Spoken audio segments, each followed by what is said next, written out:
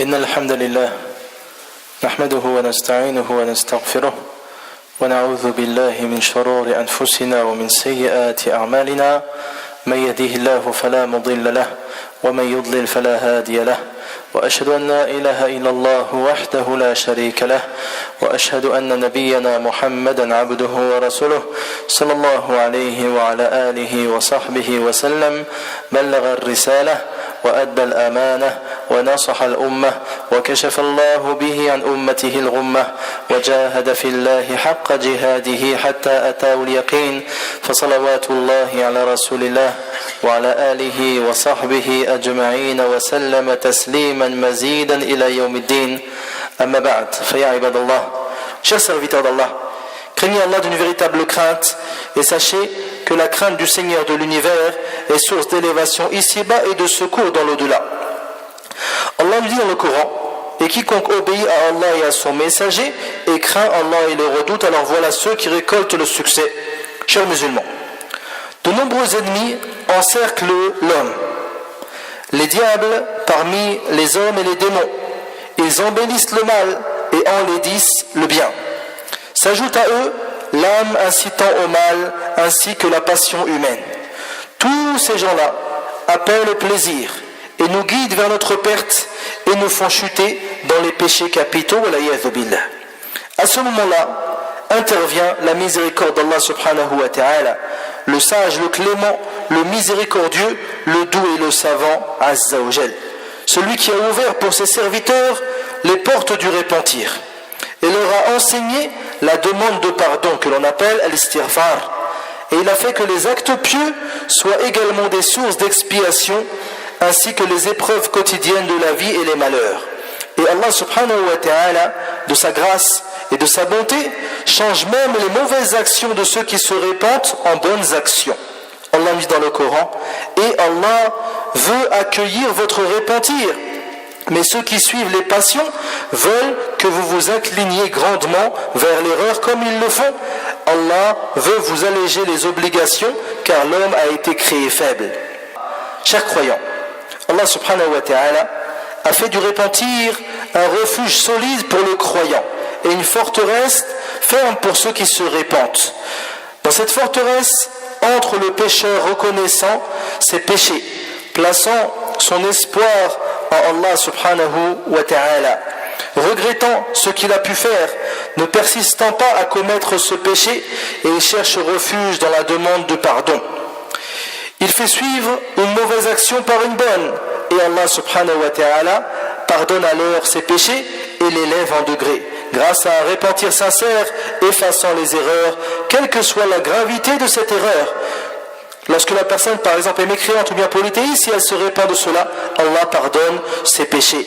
Allah dit dans le Coran: dit à ceux qui ne croient pas, s'ils cessent, on leur pardonnera ce qui s'est passé. Chers musulmans, Allah subhanahu wa ta'ala ouvre ses portes à tous les repentants. Il tend sa main la nuit pour accepter le repentir du pécheur du jour et le jour pour accepter le repentir du pécheur de la nuit. Allah dit dans le hadith divin: ô mes serviteurs, vous péchez de nuit et de jour, et moi j'absous tous les péchés, ainsi demandez-moi votre absolution et je vous absoudrai, rapporté par l'imam Muslim. Et Allah nous dit dans le Coran: dit: ô mes serviteurs qui avez commis des excès à votre propre détriment, ne désespérez pas de la miséricorde d'Allah, car Allah pardonne tous les péchés, oui, c'est lui le pardonneur, le très miséricordieux.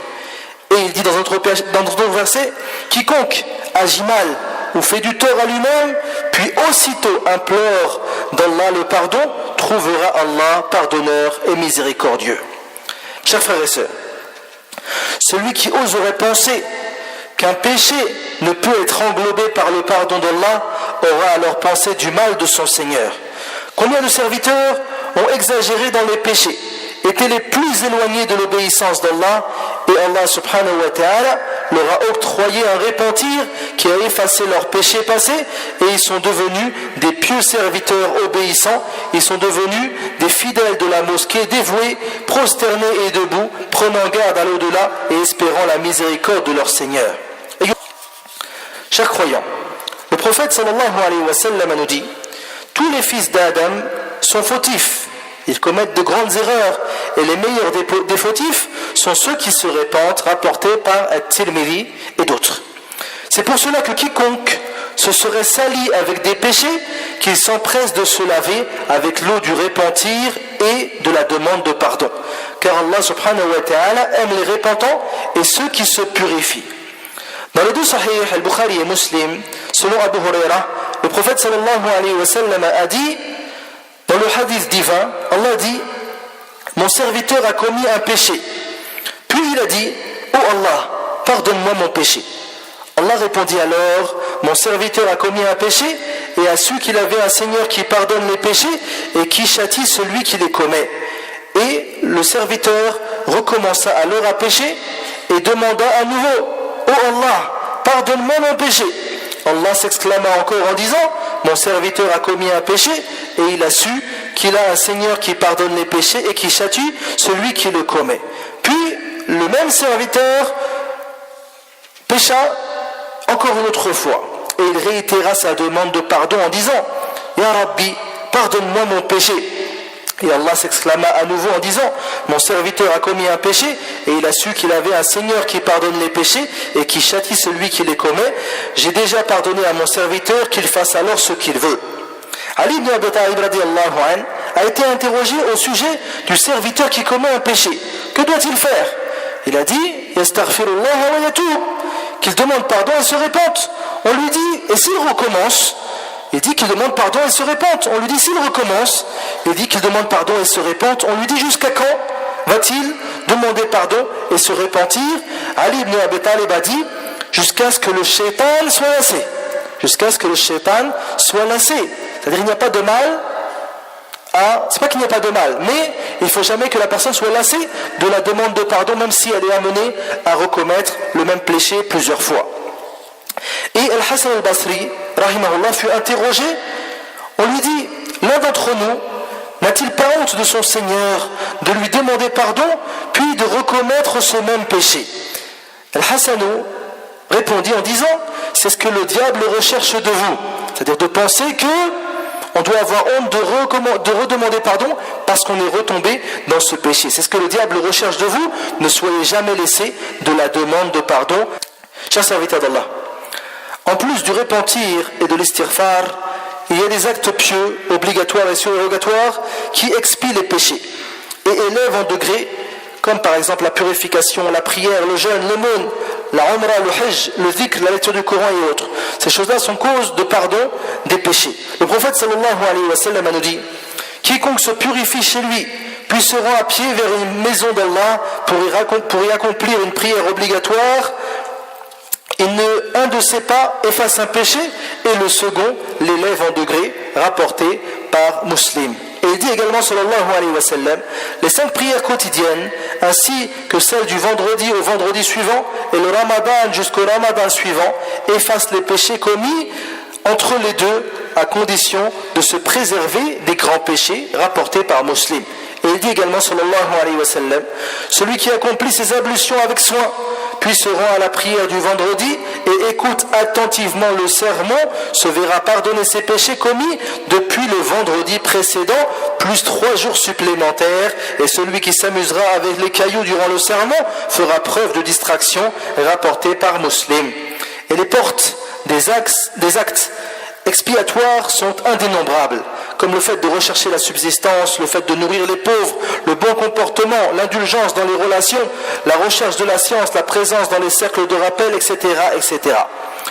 Chers musulmans, on peut ajouter à cela tout ce qui atteint les musulmans comme épreuve sur sa propre personne, ses biens, ses enfants, et ce qu'il subit comme malheur et catastrophe ici-bas.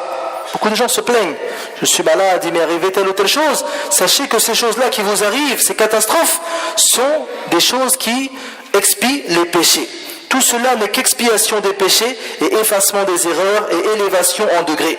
Dans les 2 sahih, le prophète sallallahu alayhi wa sallam nous dit, il n'y a pas une catastrophe qui touche le musulman sans que Allah ne lui efface à cause de cela une partie de ses péchés. Jusqu'à l'épine qui le pique.